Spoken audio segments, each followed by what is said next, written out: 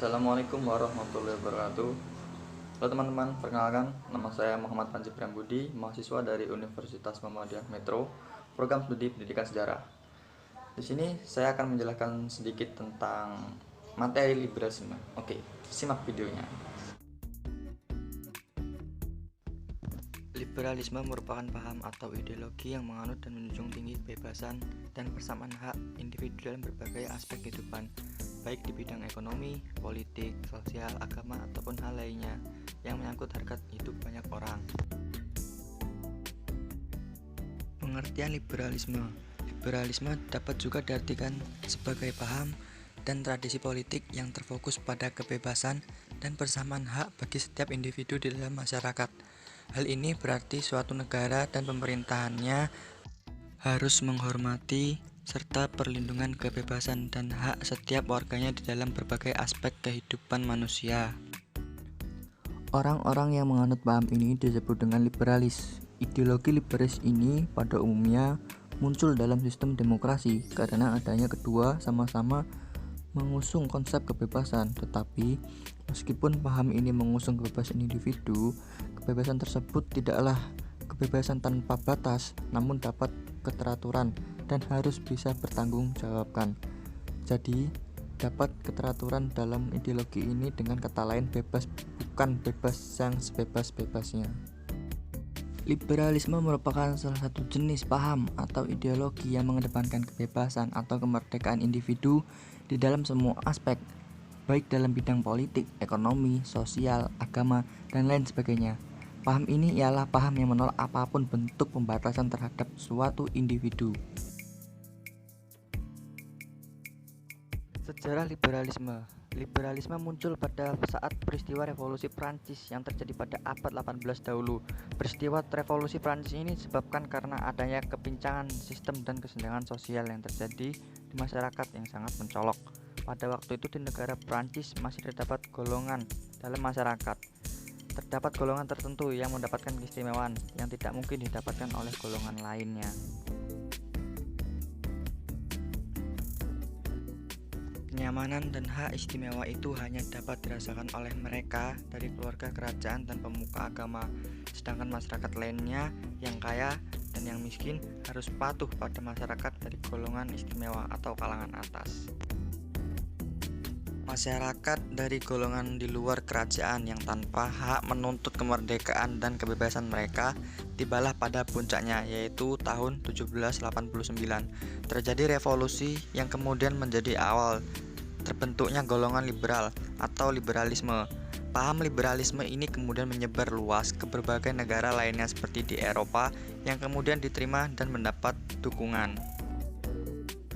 Gerakan mewujudkan liberalisme ini membutuhkan waktu yang tidak singkat dan panjang. Perancis sendiri baru benar-benar dapat menganut sistem liberalis pada tahun 1870. Selanjutnya, setelah itu, liberalisme menyebar luas ke negara bagian Eropa lainnya. Berikut ini adalah faktor yang mendukung meluasnya imperialisme di negara Eropa di antaranya ialah trauma sejarah, permasalahan dalam teks Bible, dan masalah teologi Kristen. Kemudian ciri-ciri ideologi liberalisme.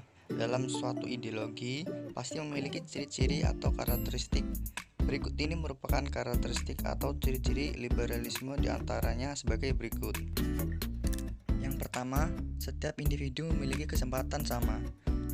Dalam ideologi liberalisme, salah satu karakteristik yang mencolok adalah bahwa setiap individu memiliki kesempatan yang sama dalam semua bidang, akan tetapi bukan berarti setiap orang dapat memberikan hasil yang sama.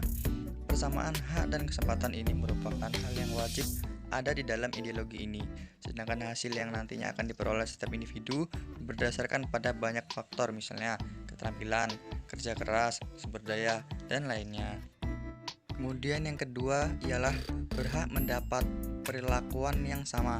Hampir sama dengan ciri dan karakteristik yang pertama, setiap orang juga harus mendapatkan perlakuan yang sama. Ketika mendapatkan kesempatan yang sama, maka penyelesaian diri setiap masalah yang dialami oleh setiap individu akan mendapatkan perlakuan yang sama juga, baik dalam bidang ekonomi, politik, sosial, maupun bidang lainnya. Yang ketiga adalah ada hukum dan hukum diterapkan. Dalam ideologi liberalisme, harus ada hukum yang diterapkan. Dalam suatu negara, harus terdapat hukum di dalamnya yang tujuannya adalah untuk melindungi dan menjaga hak-hak masyarakatnya.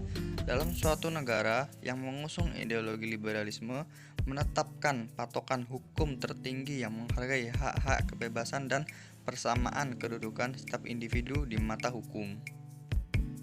Yang keempat adalah pemerintah ditentukan dengan persetujuan. Dalam negara yang mengatur konsep liberalisme, kekuasaan tertinggi berada di tangan rakyat, sehingga penentuan pihak-pihak yang akan menjalankan pemerintahan tersebut harus mendapat persetujuan dari rakyat. Artinya, pemerintah harus bertindak sesuai dengan kehendak rakyat dan tidak boleh berkehendak atas keinginannya sendiri. Selanjutnya ialah kelebihan dan kekurangan ideologi liberalisme. Setiap paham dan ideologi pasti memiliki kelebihan dan kekurangannya masing-masing, tak terkecuali pada ideologi liberalisme ini. Berdasarkan pada pengertian liberalisme, berikut adalah kelebihan dan kekurangan liberalisme. Diantaranya adalah kelebihan paham liberalisme. Terdapat keinginan dan inisiatif sendiri dari masyarakat untuk berkembang menjadi masyarakat yang lebih baik. Setiap orang atau warga negara mendapat hak dan kebebasan yang sama di dalam sosial bermasyarakat. Terjadinya persaingan yang positif di dalam masyarakat sehingga setiap orang ingin menghasilkan produk berkualitas tinggi. Kebebasan individu dalam kesempatan memilih partai politik tanpa intervensi oleh pihak lain. Kemudian kekurangan liberalisme, adanya eksploitasi pada kaum buruh yang dilakukan oleh pihak-pihak yang mempunyai sumber daya sehingga menciptakan kesenjangan sosial. Terdapat monopoli terhadap masyarakat golongan kecil atau miskin. Kebebasan pers ini seringkali dimanfaatkan oleh pihak-pihak tertentu untuk tujuan tertentu untuk mencapai keuntungan. Munculnya persaingan bebas sehingga pemerataan pendapatan di dalam masyarakat akan sangat sulit untuk dicapai. Kemudian selanjutnya adalah perkembangan ideologi liberalisme. Hak masa reformasi gereja yang menandai berakhirnya abad pertengahan liberalisme muncul. Reformasi gereja merupakan langkah pertama menuju kebebasan individu. Selain itu, liberalisme juga membawa dampak yang besar bagi sistem masyarakat barat. Pada awalnya, munculnya liberalisme ini pula lah merupakan awal munculnya industrialisasi di Indonesia. Tanah penduduk Indonesia yang pada awalnya merupakan milik pribadi, pada saat itu terus disewa untuk jangka waktu tertentu. Para pemilik modal swasta asing karena para pengusaha Indonesia tidak mampu mengalahkan pengusaha swasta asing.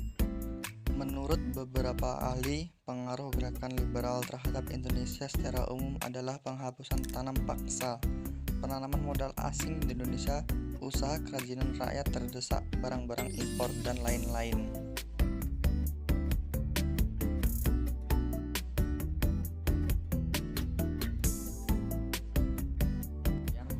Penjelasan tentang liberalisme dari saya, semoga bermanfaat bagi teman-teman sekalian.